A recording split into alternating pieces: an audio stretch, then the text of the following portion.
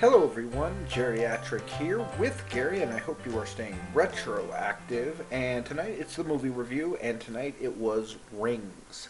Now, this, of course, is the third film in the Rings franchise. That the last one has been a while. It's been about over 10 years, I think. The basic plot of the movie is we meet a girl by the name of Julie. Julie has a boyfriend named Holt who is off away at college, and they're kind of trying to get some kind of long distance relationship work. Well, but one night, a very strange woman is Skypes Julie and from Holt's computer, of course, like any self-respecting person. She goes to find him and finds that he's missing. Apparently, Holt and a few of his buddies have gotten kind of involved in sort of a subculture about a videotape that if you watch it after 7 days, you die. And basically, the plot just goes from there. I will say, I was very interested when I heard that this was getting done. I heard it was supposed to be a remake. Like, is it different? But this movie is more of a sequel. I will say that I kind of had a little problem trying to figure out if it was, but eventually it becomes clear that this does take place in the same universe as the first two. Matilda Luntz plays Julie. It's always hard for actors in horror films because sometimes you're just kind of regulated to screaming or acting terrified or, you know, kind of reacting to things that aren't really there. But she does a very good job. There are some very scary moments where there is, some real acting involved. It's not just, blood and guts and gore. The Ring franchise was never like that.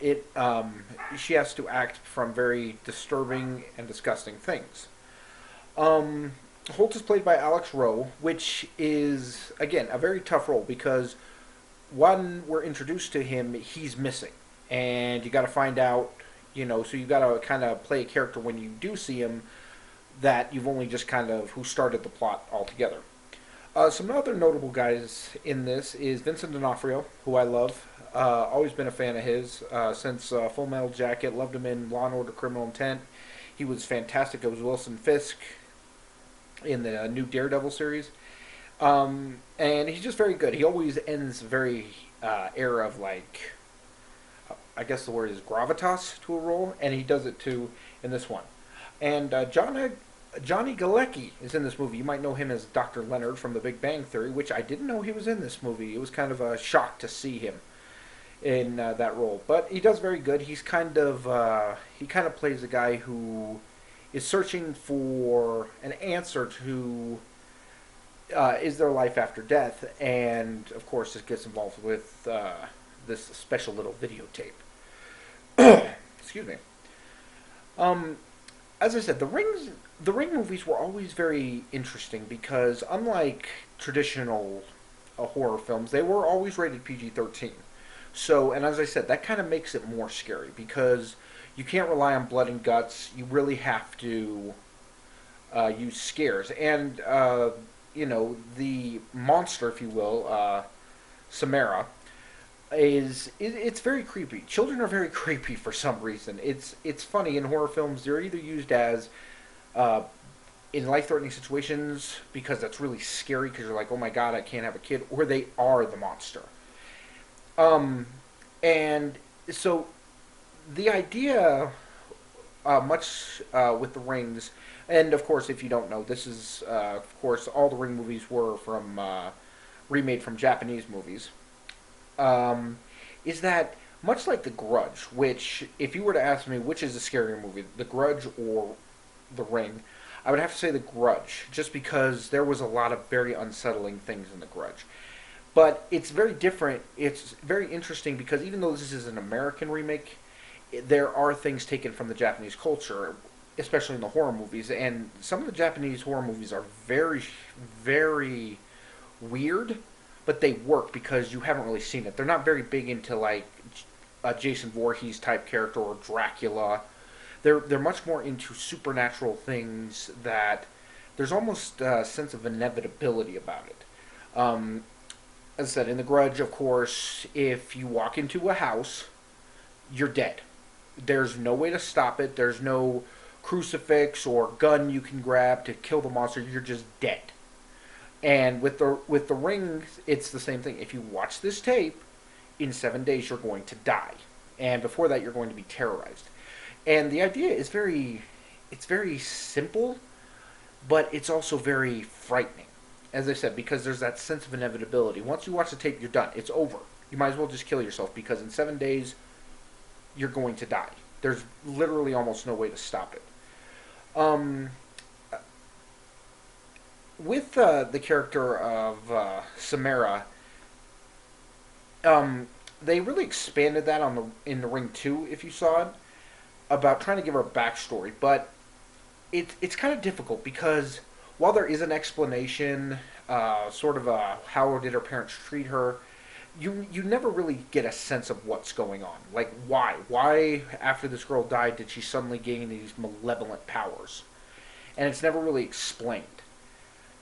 Which, as I said, the unknown can be very scary.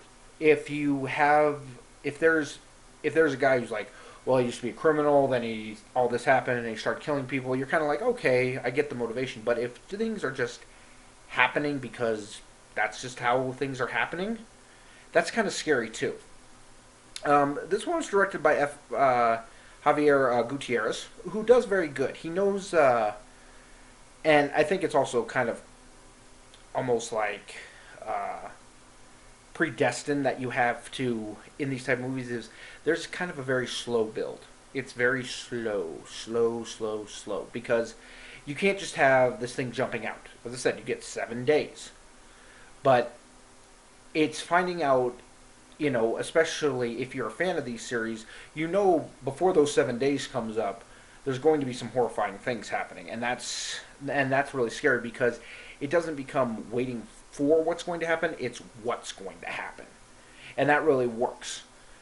Um, I do recommend this movie. It is scary, as I said. I have kind of a love for Japanese horror movies just because they're so out there. I mean, I remember one. It was actually a comic book. It was a horror comic book. It was called. I don't know what the word for Japanese for spiral is, but that's what it was, just spiral. And the idea was is that a town was cursed by a spiral.